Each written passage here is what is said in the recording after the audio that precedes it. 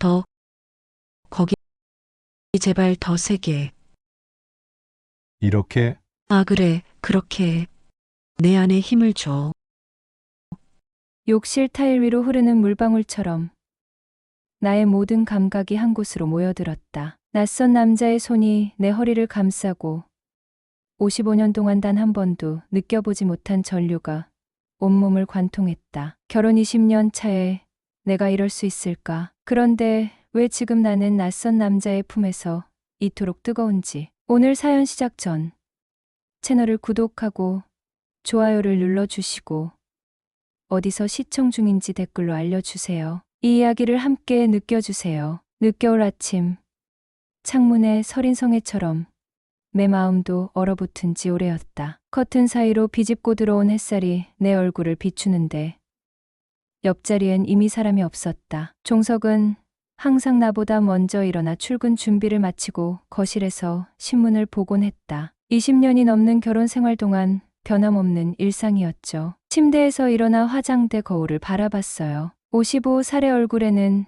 세월의 흔적이 고스란히 남아 있었다. 한때는 반짝이던 눈빛도 어느새 흐릿해진 것 같았고 볼과 목선의 탄력도 많이 사라졌다. 화장대 서랍을 열어 로션을 꺼내 바르면서 문득 생각했다. 나는 아직 여자인 걸까? 욕실로 향하던 중 거실에 앉아있는 종석이 보였다. 58세의 회사 임원인 그는 여전히 단정한 모습으로 신문에 집중하고 있었다. 눈길 한번 주지 않은 채 아침 인사라도 건네볼까 했지만 어쩐지 그러기도 귀찮아져 조용히 욕실로 들어갔다. 샤워를 마치고 옷을 갈아입은 뒤 부엌으로 향했다. 식탁에 앉아 찬 김치찌개를 데우고 밥을 뜨고 반찬을 꺼내놓는 손길이 모두 기계적으로 움직였다. 종석은 정시에 맞춰 식탁에 앉았고 그저 숟가락만 들었다. 오늘은 뭐 할 거예요? 그가 물었다. 오래된 습관처럼 매일 묻는 질문이었다. 그는 질문은 하지만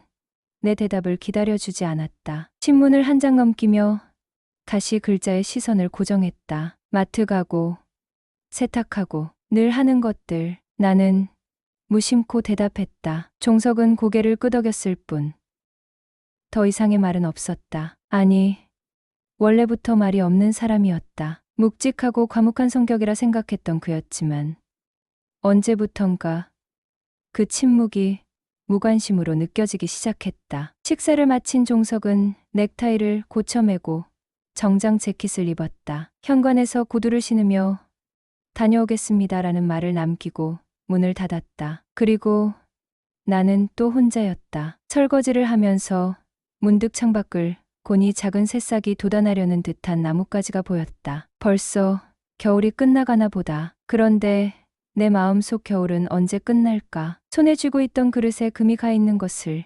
발견했다. 언제부터 있었을까? 그리고 문득 내 결혼 생활에도 언제부터인가 금이 가 있었다는 생각이 들었다. 무심코 내 왼손을 바라봤다. 결혼 반지는 기념일에만 끼는 액세서리가 된 지 오래였다. 손가락에는 반지 자국만 희미하게 남아 있었다. 20년의 흔적이라고는 그것뿐이었다. 가만히 서서 물이 싱크대로 흘러내리는 소리를 들었다. 그 소리처럼 내 삶도 그저 흘러만 가고 있었다. 이게 내 인생의 전부일까? 아직 내게도 다른 봄이 올 수 있을까? 그런 생각을 하며 나는 다시 창문 밖에 성에가 얼어붙은 유리창을 바라봤다. 욕실 천장에서 물방울이 떨어지기 시작한 건 그날 오후였다. 처음엔 무심코 지나쳤는데 시간이 지날수록 물방울이 커지더니 결국 물이 뚝뚝 떨어지기 시작했다. 수건으로 바닥을 닦아보고 양동이도 받쳐봤지만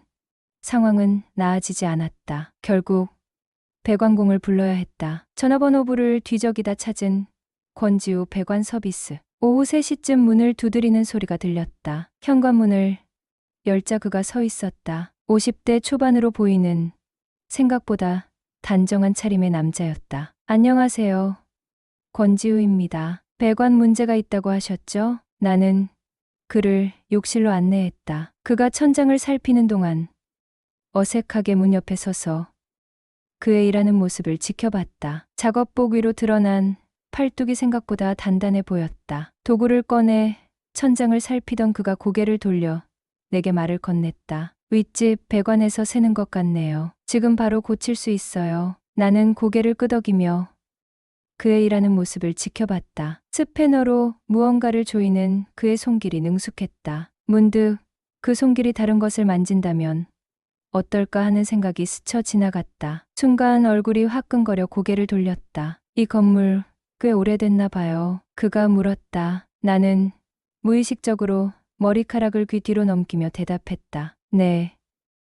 20년 정도 됐어요. 저희가 결혼하고 처음 산 집이거든요. 오래 사셨네요. 부러워요. 나는 그 말에 쓴웃음을 지었다. 부러워할 게 뭐가 있을까? 천장에서 떨어지는 물방울처럼 내 삶도 조금씩 새고 있는데. 그가 일을 마치고 내려왔다. 물방울이 떨어지는 소리가 멈췄다. 그 순간 창문 밖으로 눈이 녹아내리는 모습이 보였다. 얼었던 것이 서서히 풀리는 모습이 왠지 내 마음과 닮아 있었다. 일단 급한 누수는 막았어요. 하지만 건물이 오래돼서 다른 곳도 문제가 생길 수 있어요. 혹시 또 문제가 생기면 연락 주세요. 그가 명함을 건넸다. 그 순간 우리 손이 스쳤고 이상하게도 심장이 빠르게 뛰었다. 마치 20살 소녀처럼 현관에서 그를 배웅하며 인사를 나눴다. 문이 닫히고 나서도 한동안 그 자리에 서 있었다. 집 안으로 돌아와 그의 명함을 바라봤다. 권지우 배관 서비스라는 글자 위로 엄지 지문이 살짝 묻어 있었다. 누군가의 흔적이 내 손에 닿아 있다는 게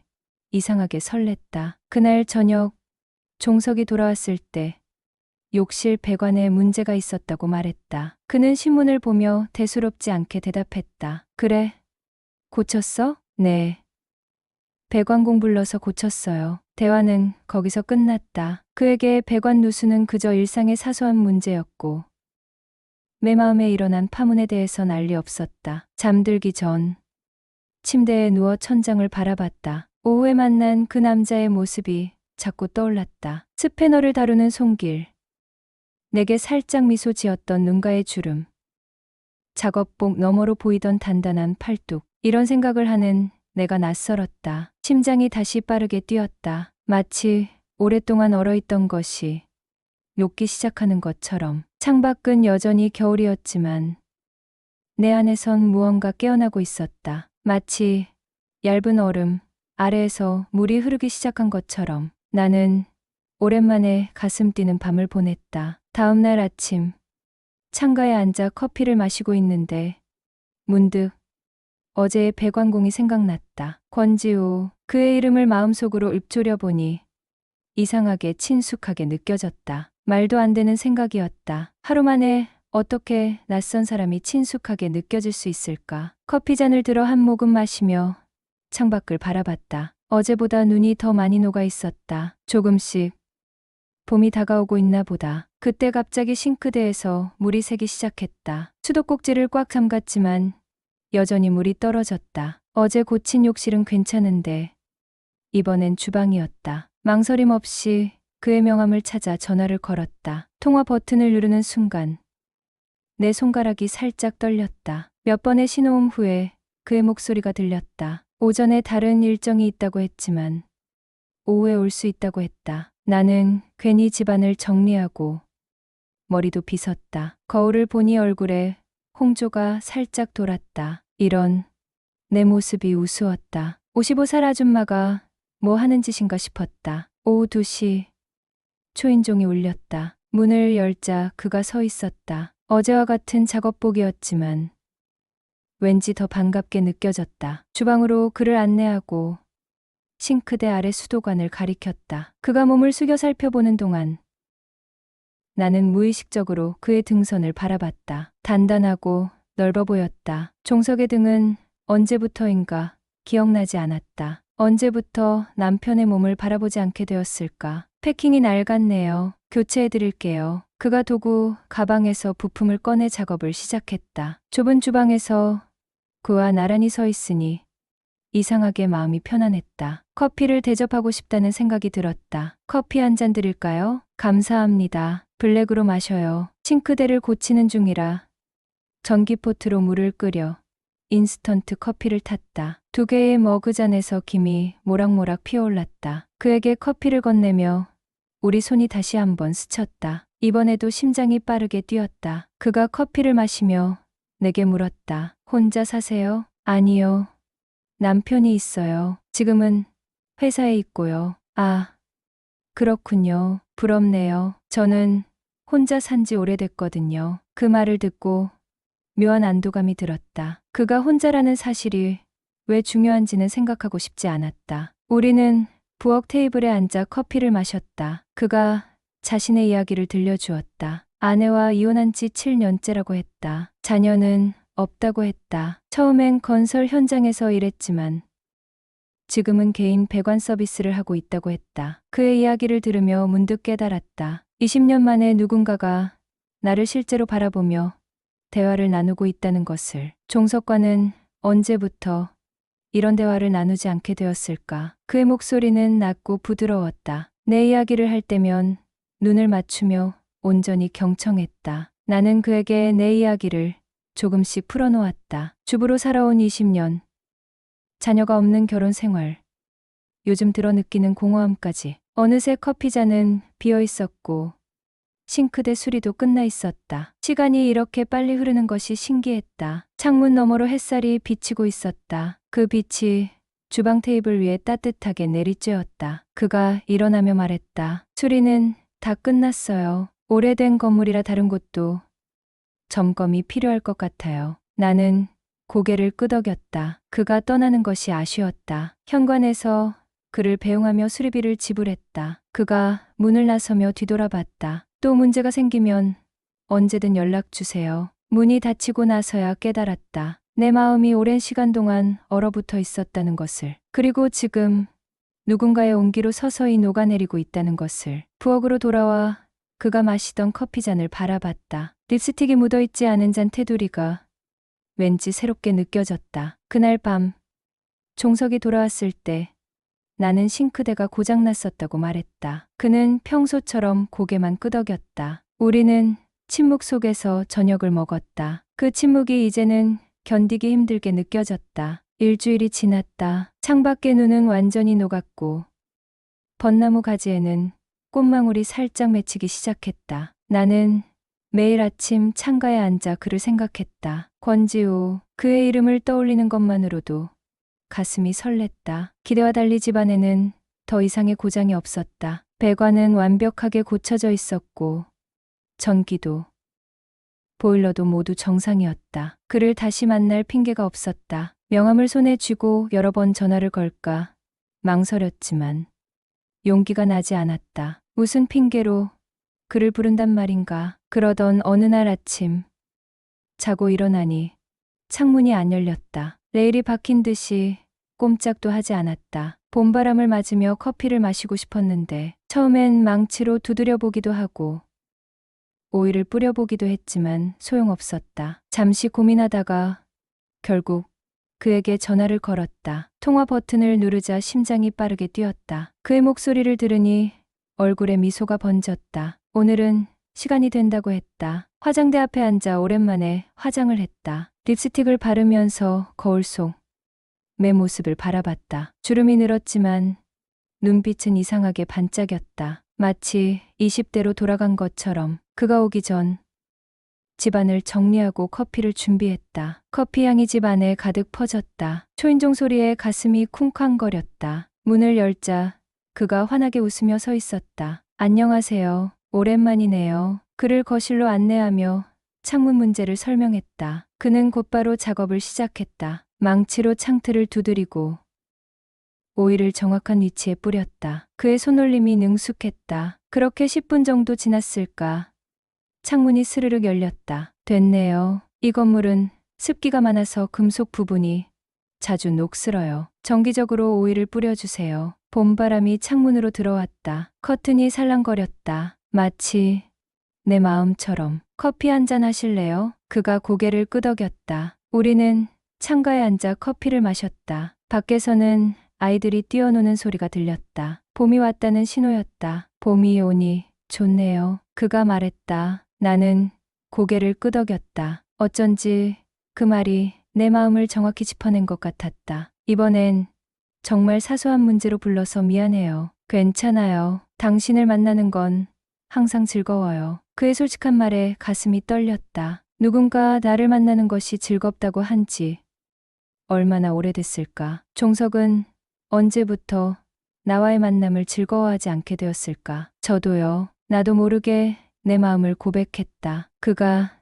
내 눈을 바라봤다. 그 눈빛에 무언가가 담겨 있었다. 설렘, 기대, 아니면 그저 친절함? 우리는 오랫동안 이야기를 나눴다. 그는 자신이 꿈꾸는 작은 인테리어 사업에 대해 열정적으로 말했다. 배관 일을 하면서 인테리어에 관심이 생겼다고 했다. 그의 꿈을 들으며 나도 모르게 내 꿈에 대해 생각했다. 나에게도 꿈이 있었던가? 당신은 꿈이 있나요? 그의 질문에 나는 잠시 생각에 잠겼다. 잘 모르겠어요. 젊을 때는 도자기를 배우고 싶었는데 결혼하고 잊어버렸네요. 아직 늦지 않았어요. 언제든 시작할 수 있죠. 그의 말에 용기가 났다. 오랫동안 잊고 있던 내 욕망이 다시 깨어나는 느낌이었다. 시간이 흘러 그가 떠날 시간이 됐다. 창문으로 들어오는 봄바람이 점점 강해졌다. 그가 일어나며 말했다. 창문에 문제가 생기면 언제든 연락하세요. 그를 현관까지 배웅했다. 문 앞에서 그가 잠시 멈췄다. 우리는 서로를 바라봤다. 침묵 속에서 무언가가 오갔다. 말로 표현할 수 없는 그런 것. 그가 천천히 나를 향해 한 걸음 다가섰다. 심장이 멈출 것 같았다. 다음에 또 만날 수 있을까요? 나는 말없이 고개를 끄덕였다. 그는 미소 지으며 떠났다. 문이 닫히고 나서도 한동안 그 자리에 서 있었다. 가슴이 터질 것 같이 뛰었다. 창가로 돌아와 열린 창문으로 흘러들어오는 바람을 맞으며 생각했다. 이것이 설렘인가? 금지된 욕망인가? 아니면 그저 외로움이 만들어낸 환상인가? 그날 밤 종석이 돌아왔을 때 나는 창문이 고장났었다고 말했다. 그는 평소처럼 무심하게 대답했다. 하지만 이번에는 그의 무관심이 상처로 다가오지 않았다. 내 안에 새로운 감정이 자리 잡고 있었기 때문이다. 잠들기 전 권지우에게 문자를 보냈다. 오늘 즐거웠어요. 몇 초 후 답장이 왔다. 나도요. 좋은 꿈 꾸세요. 그날 밤 나는 오랜만에 설레는 꿈을 꿨다. 빗장이 풀린 창문으로 봄바람이 들어오는 꿈. 며칠 후 기대하지 않았던 메시지가 왔다. 권지우였다. 근처에 일이 있는데 혹시 시간이 되면 만나지 않겠냐는 내용이었다. 메시지를 읽는 순간 심장이 빠르게 뛰었다. 나는 망설임 없이 답장을 보냈다. 그날 저녁 6시 집에 들르겠다고 했다. 하루 종일 집안을 정리했다. 욕실은 2번이나 청소했고 거실은 구석구석 먼지를 닦았다. 마치 새 신부처럼 설레는 마음으로 저녁 식사를 준비했다. 오랜만에 요리하는 즐거움을 느꼈다. 종석에게는 친구들과 저녁 약속이 있다고 거짓말을 했다. 20년 동안 한 번도 하지 않았던 거짓말이었다. 시계는 6시를 가리켰다. 초인종 소리에 심장이 멎을 것 같았다. 문을 열자 그가 서 있었다. 작업복이 아닌 캐주얼한 옷차림이었다. 손에는 와인 한 병을 들고 있었다. 들어오세요. 거실로 그를 안내했다. 그는 집 안을 둘러보며 감탄했다. 집이 정말 아늑하네요. 당신의 손길이 느껴져요. 그 말이 마음에 와닿았다. 오랫동안 내 손길, 내 흔적을 알아봐 준 사람이 없었다. 부엌에서 준비한 음식을 내왔다. 와인을 따르고 촛불을 켰다. 비로소 내가 무엇을 하고 있는지 깨달았다. 이건 데이트였다. 55 살에 기운 여성이 하는 데이트. 오랜만에 이렇게 정성스럽게 차린 식탁에서 먹네요. 그가 말했다. 나는 웃으며 고개를 끄덕였다. 사실 나도 오랜만이었다. 종석과는 언제부터인가 마주 보고 식사하는 것이 형식적인 의무가 되어버렸다. 와인 한 잔을 마시고 나니 긴장이 조금 풀렸다. 우리는 음식을 먹으며 이야기를 나눴다. 그의 어린 시절 이야기, 꿈꾸던 일들, 좋아하는 영화까지. 이야기를 나누는 내내 그의 눈빛이 나를 따뜻하게 감쌌다. 식사를 마치고 거실 소파에 앉았다. 그가 음악을 틀어도 되냐고 물었다. 내가 고개를 끄덕이자 그는 자신의 휴대폰으로 음악을 틀었다. 부드러운 재즈가 흘러나왔다. 춤 출 줄 알아요? 그가 손을 내밀었다. 나는 망설임 없이 그의 손을 잡았다. 거실 한가운데서 우리는 천천히 몸을 움직였다. 그의 손이 내 허리를 감쌌다. 온몸에 전류가 흐르는 느낌이었다. 당신은 아름다워요. 그의 속삭임에 가슴이 떨렸다. 얼마나 오래된 말인가. 누군가 나를 아름답다고 말한 것이. 우리의 시선이 마주쳤다. 그가 천천히 얼굴을 가까이 했다. 나는 눈을 감았다. 그의 입술이 내 입술에 닿았다. 부드럽고 따뜻했다. 마치 꿈을 꾸는 것 같았다. 키스는 점점 깊어졌다. 그의 손길이 내 등을 쓰다듬었다. 나도 모르게 신음이 새어나왔다. 얼마나 오래된 감각인가. 욕망이라는 이름의 감각. 그가 내 귓가에 속삭였다. 침실은 어디예요? 이성적인 판단은 이미 사라진 뒤였다. 나는 그의 손을 잡고 침실로 향했다. 문을 닫고 침대에 앉았다. 창밖으로 보이는 밤하늘에는 별이 빛나고 있었다. 마치 내 인생에 다시 빛이 돌아온 것처럼. 그날 밤 우리는 서로의 몸을 탐험했다. 그의 손길은 내 몸 구석구석을 깨웠다. 오랫동안 잠들어 있던 감각들이 하나둘 깨어났다. 그의 입술이 내 목선을 따라 내려갔다. 그의 체온이 내 안으로 스며들었다. 시간은 의미가 없었다. 우리는 오직 현재, 이 순간만을 살았다. 서로의 숨결, 맥박, 체온을 느끼며 나는 오랜만에 여자로서 완전한 자유를 느꼈다. 달빛이 침대에 내리쬐는 가운데 우리는 서로에게 완전히 빠져들었다. 그의 몸과 내 몸이 하나가 되는 순간 나는 눈물을 흘렸다. 기쁨의 눈물, 해방의 눈물, 그리고 약간의 죄책감의 눈물. 오르가즘의 순간 내 안의 모든 것이 터져 나왔다. 20년 동안 억눌러왔던 감정들, 욕망들, 갈증들이 폭발했다. 마치 오랫동안 얼어있던 강물이 한순간에 녹아내리는 것처럼. 그 후 우리는 나란히 누워 천장을 바라봤다. 그의 손가락이 내 팔을 따라 부드럽게 움직였다. 말없이 서로의 숨소리를 들었다. 후회해요? 그가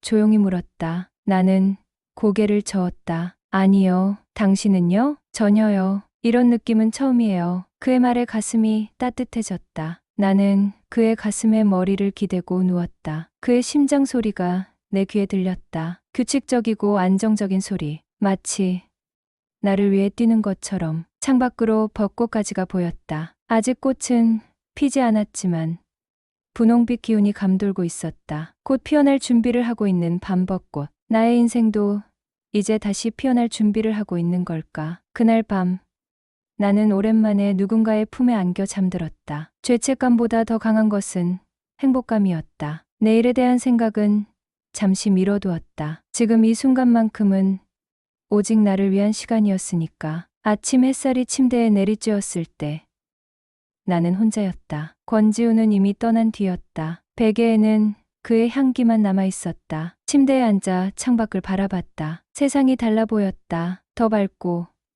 더 생생한 색채로 가득한 세상. 그가 남긴 메모를 발견했다. 아름다운 밤이었어요. 곧 연락할게요. 그 짧은 문장이 내 마음을 설레게 했다. 나는 메모를 가슴에 품고 샤워를 했다. 뜨거운 물이 내 몸을 적실 때 어젯밤의 기억이 물방울처럼 흘러내렸다. 그의 손길, 그의 입술, 그의 체온. 그날 하루 종일 나는 행복감에 젖어 있었다. 집안일을 하면서도 콧노래가 절로 나왔다. 마트에 가서 장을 볼 때도, 이웃과 인사를 나눌 때도 웃음이 떠나지 않았다. 마치 오랫동안 잠들어 있던 내 영혼이 다시 깨어난 것 같았다. 저녁이 되어 종석이 돌아왔다. 그를 마주하는 순간 죄책감이 밀려왔다. 하지만 그는 평소와 다름없이 무심했다. 신문을 보며 앉아있는 그의 모습이 갑자기 낯설게 느껴졌다. 이 사람이 내 남편이라니, 20년 동안 함께 살아온 사람이라니. 며칠이 지났다. 권지우와는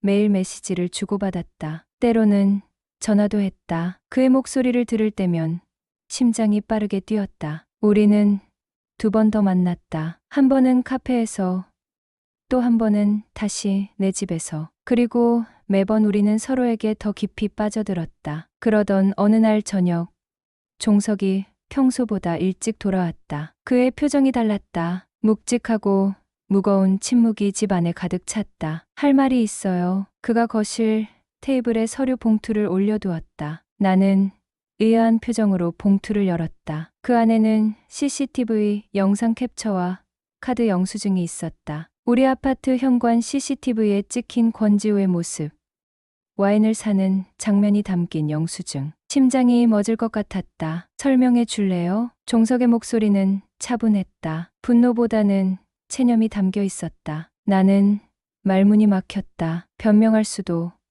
거짓말할 수도 없었다. 모든 것이 명백했다. 미안해요. 겨우 그 말만 나왔다. 종석은 깊은 한숨을 내쉬었다. 언제부터였어요? 몇 주 전부터요. 배관 문제로 처음 만났어요. 그 사람이 누구죠? 권지후라고. 배관공이에요. 종석은 고개를 끄덕였다. 그의 반응이 의외였다. 분노나 격한 감정 표현이 없었다. 그저 모든 것을 이미 알고 있는 듯한 표정이었다. 알고 있었어요? 내가 물었다. 그는 천천히 고개를 저었다. 아니요. 하지만 느꼈어요. 당신이 달라진 것을. 웃음소리가 집에 다시 울려 퍼지는 것을. 처음엔 좋았어요. 당신이 다시 행복해 보여서. 그런데 그 이유가 다른 남자라는 걸 알게 되니 그의 목소리가 흔들렸다. 처음으로 그의 감정이 드러나는 순간이었다. 미워하고 싶었어요. 당신도, 그 남자도. 하지만 이상하게 화가 나지 않았어요.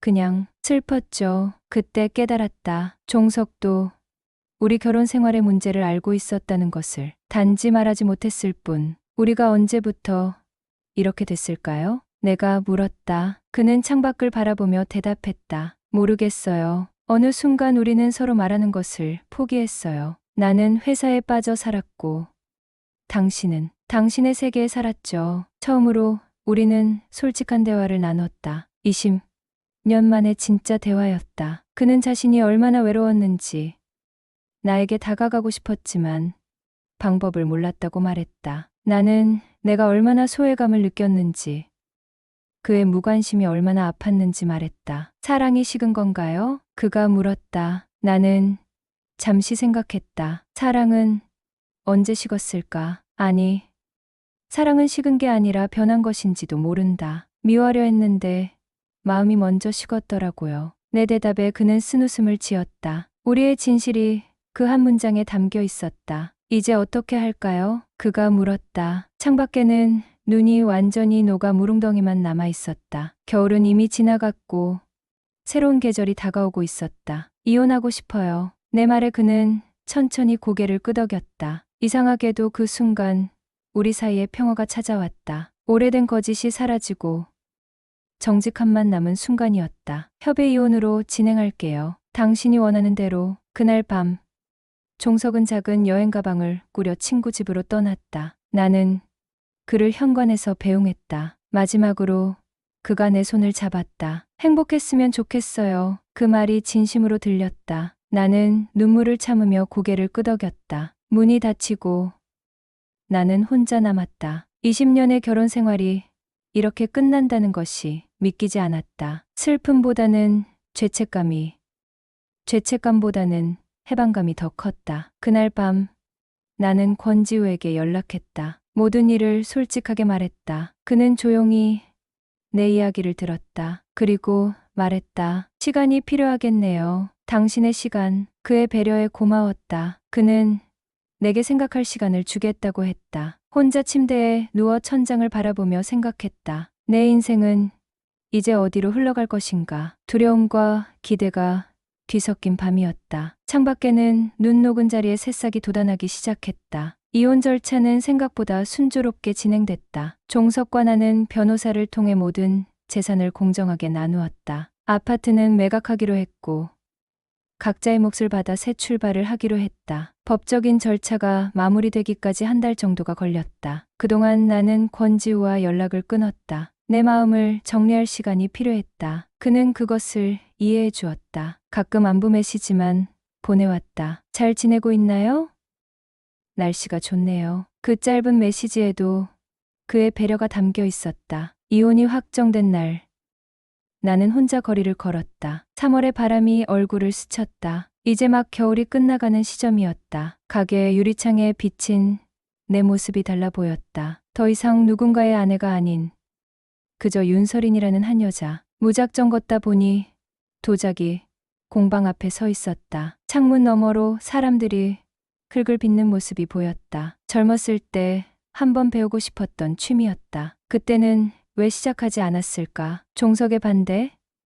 아니면 내 자신의 망설임? 용기를 내어 공방문을 열었다. 흙냄새가 코끝을 자극했다. 안내 데스크에 서서 수업에 대해 물었다. 초보자 클래스가 다음 주에 시작한다고 했다. 망설임 없이 등록했다. 집으로 돌아오는 길에 가슴이 벅차올랐다. 이제부터 내가 원하는 대로 살 수 있다는 자유로움. 누구의 허락도 눈치도 볼 필요 없이 55년 만에 처음으로 온전히 나를 위한 선택을 한 것 같았다. 새 아파트를 구하는 과정도 즐거웠다. 작지만 햇빛이 잘 드는 집을 찾았다. 내 취향대로 가구와 소품을 골랐다. 화분도 여러 개 들였다. 식물을 가꾸는 일이 생각보다 보람찼다. 물을 주고 햇빛을 맞춰주고 성장하는 모습을 지켜보는 것. 그것이 바로 내가 내 자신에게 해주고 싶었던 일이 아니었을까. 도자기 수업은 생각보다 어려웠다. 처음에는 물레를 돌리기만 해도 흙이 엉망이 됐다. 하지만 선생님은 인내심 있게 가르쳐 주었다. 실패할 때마다 다시 시작했다. 점점 손에 감각이 생겼고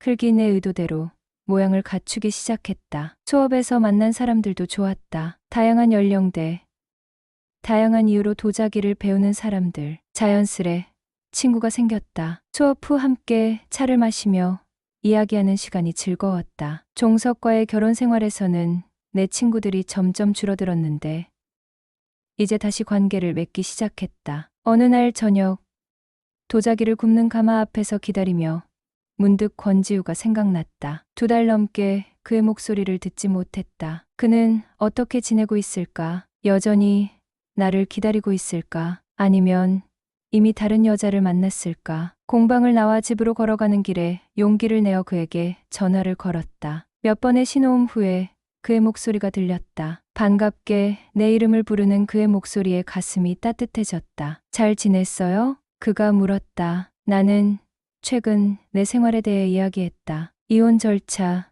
새집, 도자기 수업까지. 그는 진심으로 기뻐해 주었다. 당신이 하고 싶은 일을 하고 있다니 다행이에요. 전화를 끊고 나서 무언가 아쉬움이 남았다. 그를 직접 만나고 싶다는 생각이 들었지만 아직은 때가 아니라고 생각했다. 내 자신을 먼저 찾아야 했다. 권지우라는 사람 없이도 행복할 수 있는 나를 만들고 싶었다. 도자기 수업은 매주 발전이 있었다. 처음으로 완성한 작품은 조금 일그러진 컵이었다. 하지만 내게는 그 어떤 명품보다 소중했다. 내 손으로 만든 첫 작품이니까. 선생님은 내게 재능이 있다고 했다. 오랜만에 들은 칭찬이었다. 집에 돌아와 완성된 컵을 선반에 올려두고 바라봤다. 그 모습이 마치 나 같았다. 완벽하지는 않지만 단단하고 자신만의 개성이 있는, 물레 위에서 흙이 형태를 갖추어가는 과정처럼 나도 조금씩 새로운 나를 빚어가고 있었다. 매일 아침 일어나 창문을 열고 깊게 숨을 들이마셨다. 봄이 무르익어가는 냄새가 코끝을 간지렸다. 벚꽃이 피기 시작했다. 길가의 나무들이 분홍빛으로 물들기 시작했다. 내 마음도 그렇게 다시 색을 찾아가고 있었다. 혼자 사는 법을 배웠다. 처음에는 저녁 시간이 외로웠다. 텔레비전 소리가 공허하게 들렸고 침대는 너무 넓게 느껴졌다. 하지만 점차 혼자만의 시간을 즐기게 됐다. 읽고 싶었던 책을 읽고 보고 싶었던 영화를 봤다. 기타를 배우기 시작했다. 젊었을 때 한 번 도전했다가 포기했던 악기였다. 어느 날 저녁 혼자서 와인을 마시며 베란다에 앉아 별을 보고 있었다. 문득 이렇게 자유로운 적이 언제 있었나 생각했다. 대학생 시절 이후로 처음이었다. 결혼하고 나서 내 선택권은 점점 좁아졌다. 물론 종석이 강요한 것은 아니었다. 나 스스로 내 욕망을 억누른 것이었다. 이제는 그 욕망을 하나씩 찾아가는 중이었다. 도자기 수업이 중급으로 올라갔다. 더 복잡한 형태를 만들기 시작했다. 꽃병, 접시, 작은 조각품까지. 내 손길이 점점 섬세해졌다. 실패해도 좌절하지 않았다. 다시 시작하면 되니까. 내 인생도 마찬가지였다. 어느 날 선생님이 제안했다. 다음 달에 열리는 플리마켓에 작품을 출품해보지 않겠냐고. 처음에는 망설였지만 도전해보기로 했다. 내 작품을 누군가 사게 된다면 그것은 진정한 인정이 아닐까. 물레 위에서 천천히 도는 진흙처럼 내 인생도 새로운 형태를 갖추어 가고 있었다. 이제 나는 두렵지 않았다. 혼자서도 충분히 행복할 수 있다는 것을 알게 되었으니까. 플리마켓 날이 밝았다. 3개월 전만 해도 상상하지 못했던 일이 현실이 됐다. 내 손으로 만든 작품들을 사람들에게 선보이는 날, 가슴이 떨렸다. 아침 일찍 일어나 조심스럽게 작품들을 포장했다. 머그컵, 작은 화분, 장식용 접시들, 각각 신문지로 감싸고 상자에 넣었다. 마지막으로 거울을 보며 옷매무새를 다듬었다. 55살의 도예가 윤설인. 새로운 정체성이 아직은 낯설지만 기분이 좋았다. 도자기 공방 앞 작은 광장에 플리마켓이 열렸다. 수십 개의 부스가 들어서 있었다. 각자 자신만의 작품을 내놓은 작가들. 나도 그중 한 명이 되었다. 선생님의 도움으로 작은 테이블을 세팅하고 작품들을 늘어놓았다. 내 이름이 적힌 작은 팻말도 세웠다. 첫 손님이 찾아왔다. 30대로 보이는 여성이 내 머그컵을 관심 있게 들여다봤다. 직접 만드신 거예요? 네.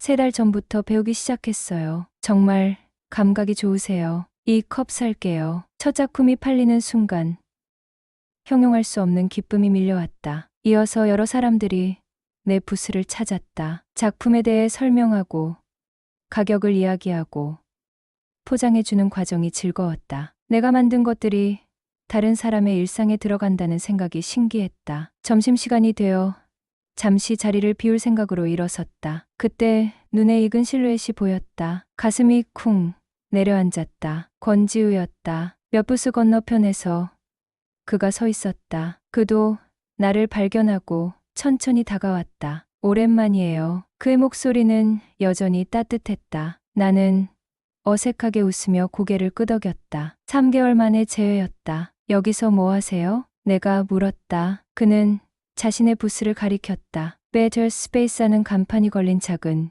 인테리어 부스였다. 욕실과 주방 소품들이 전시되어 있었다. 드디어 작은 사업을 시작했어요. 배관 소리만 하다가 인테리어 쪽으로 확장했죠. 자신의 꿈을 이룬 그의 모습이 자랑스러워 보였다. 나는 그를 내 부스로 안내했다. 내 작품들을 보여주고 싶었다. 당신이 이런 재능이 있었는지 몰랐어요. 그가 내 작품들을 하나하나 살펴보며 말했다. 그의 칭찬에 얼굴이 달아올랐다. 처음 그를 만났을 때처럼 심장이 빠르게 뛰었다. 점심 같이 할래요? 그가 제안했다. 나는 망설임 없이 고개를 끄덕였다. 우리는 근처 작은 카페로 향했다. 3개월의 시간이 무색하게 대화는 자연스럽게 이어졌다. 그동안의 일들, 변화들, 새로운 시작들에 대해 이야기했다. 당신이 많이 달라졌어요. 그가 말했다. 나는 웃으며 대답했다. 좋은 쪽으로 변한 거죠? 물론이죠. 더 빛나요. 점심을 마치고 다시 플리마켓으로 돌아오는 길.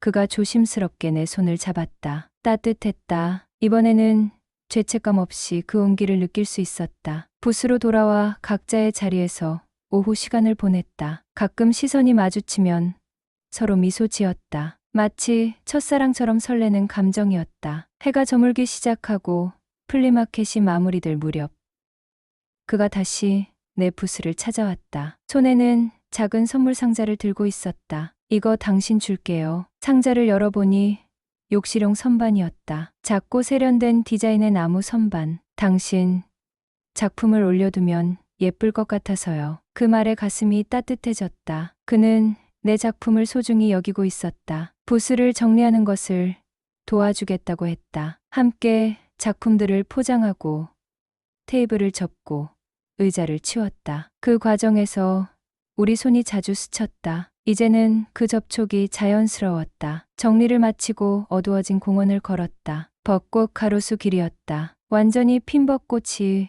우리 머리 위로 아름다운 터널을 만들고 있었다. 가로등 불빛에 비친 꽃잎들이 마치 분홍빛 별처럼 빛났다. 설인 씨, 제안이 있어요. 그가 걸음을 멈추고 내 앞에 섰다. 당신 작품이 정말 마음에 들어요. 특히 욕실용 소품들이요. 제 인테리어 샵에 당신 작품 코너를 만들면 어떨까요? 정말요?